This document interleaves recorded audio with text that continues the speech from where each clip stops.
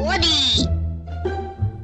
ওদি, শুনেছো পাড়ায় একটা মেয়ে পালিয়েছে? মনে হয় তোমারই মেয়ে পালিয়েছে। যা ছেলেদের গায়ে ঢলে ঢলে পড়ে, মনে হয় ওই পালিয়েছে। দেখো একবার ফোন করে। কি বলছো? ওর দিয়ে আমার আর একদম বিশ্বাস নেই।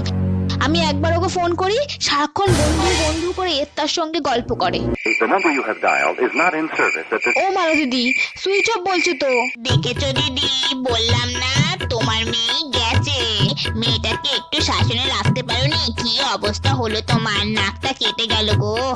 আর আমার মেয়ে, বাবা অত সুন্দর দেখতে, তাও কোনো ছেলের দিকে তাকায় না। কম পাহারায় লাগলে যা হয়। এই মালতী, তোর মেয়ে পালিয়ে মন্দিরে বের করছে, তাড়াতাড়ি আটকাবি আয়।